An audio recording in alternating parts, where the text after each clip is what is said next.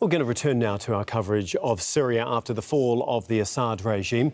And Marco Vicenzino is a global security and strategy advisor. He joins us from New York. Thanks very much for being with us once again, Marco. Now, it's been almost a month since the Assad regime fell. I mean, can you just give us an idea of how you would assess the changes that the new administration have made so far, especially when it comes to the everyday economy for Syrians? The basic thing is to establish order and stability in the country, the basic order and safety. Those are the key items. The economy is going to take a much, much longer time. It's important to manage expectations. The de facto lead, al-Shara, made clear that it'll take at least a year to see some real drastic changes. You're talking about an economy that's been decimated by 14 years of war, economic mismanagement with a Soviet-style economy for decades, and also sanctions, which had another crushing effect. Traditionally, Syria had made a lot of what it needs now is hard currency. Traditionally, what it had was the oil field, which the central government doesn't control. They were exporting before 2010, 400,000 barrels a day. Now they're less than 100,000 barrels. Agriculture, they were a net exporter, now a net importer. So you're going to need that hard currency. It's primarily going to come through international aid and remittances from the Syrian diaspora.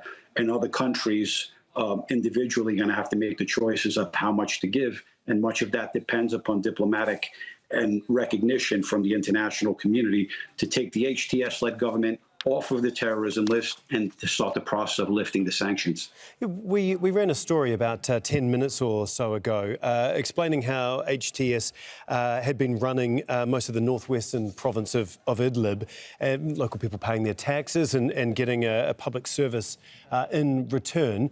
Is that a model that can be used countrywide? And if so, how would it work?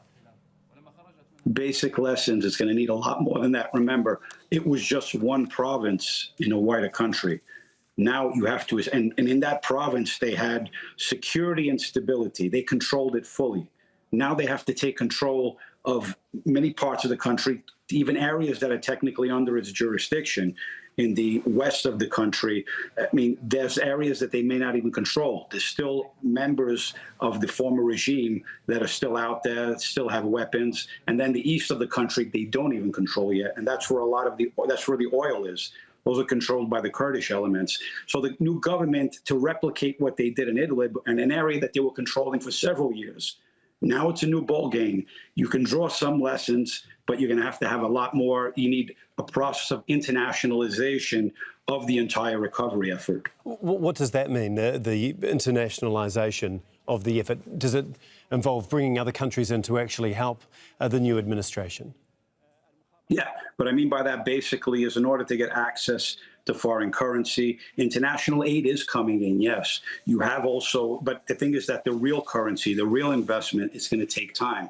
You need that diplomatic recognition to be able to take them off those lists, terrorism lists, lifting of sanctions, and then that begins a gradual process. The governments, foreign governments aren't going to do these things immediately. It's a long process. The international, excuse me, what I mean by internationalization is by the international community participating in that reconstruction effort.